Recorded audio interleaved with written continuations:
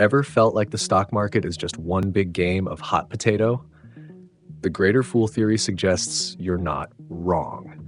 Discover how to navigate this risky game and avoid being the last one holding the bag.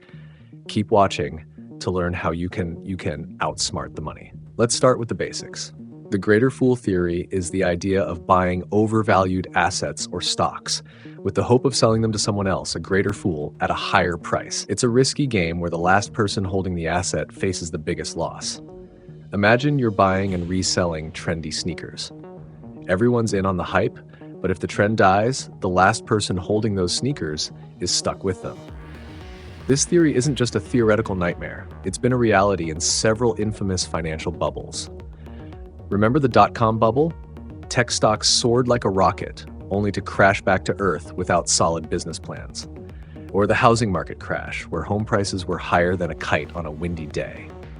And don't get me started on the recent Bitcoin craze. Talk about a digital roller coaster.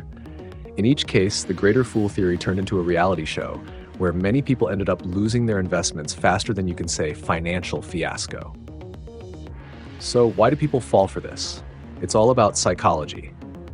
Fear of missing out, or FOMO, drives people to jump on trends.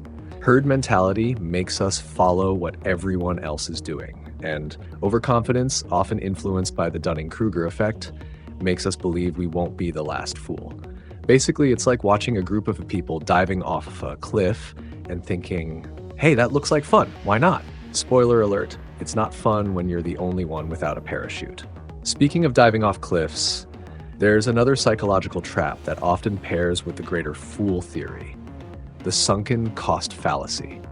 This is when people continue investing in a losing proposition simply because they've already invested so much in it. It's like throwing good money after bad, hoping against hope that things will turn around. So how do we use this theory to our own advantage? How can we outsmart money by doing this? Now, there are two aspects to approaching this. Either you spot the overvalued asset, or you spot the fool.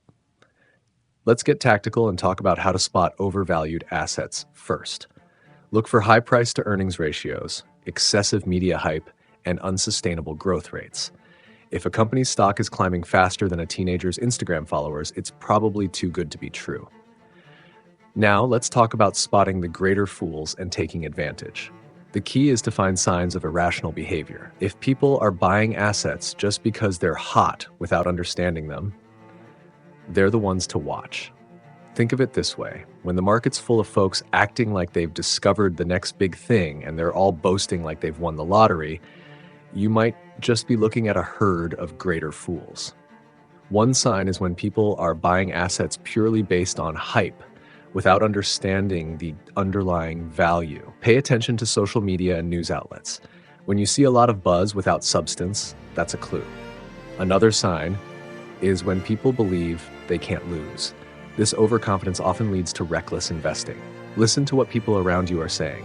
If everyone thinks the market can only go up, it's time to be cautious. And don't forget to watch for the sunken cost fallacy in others. When people are unwilling to sell a losing investment because they've already sunk so much money into it, they're prime candidates for being the last fool standing.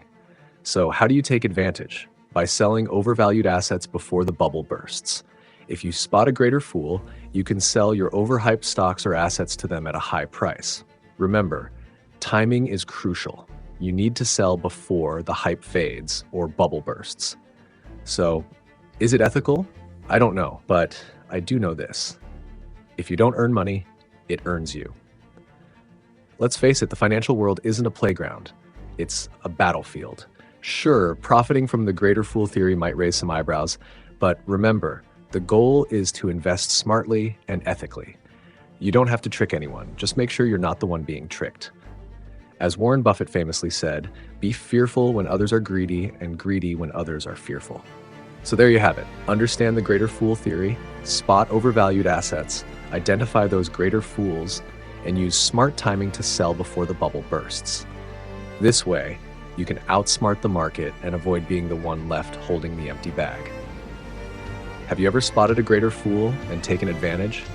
Share your stories in the comments below. And don't forget to subscribe for more brilliant insights on money moves and game theory strategies. Thanks for watching Nerds Club. Until next time, stay sharp, stay savvy, and don't be the fool.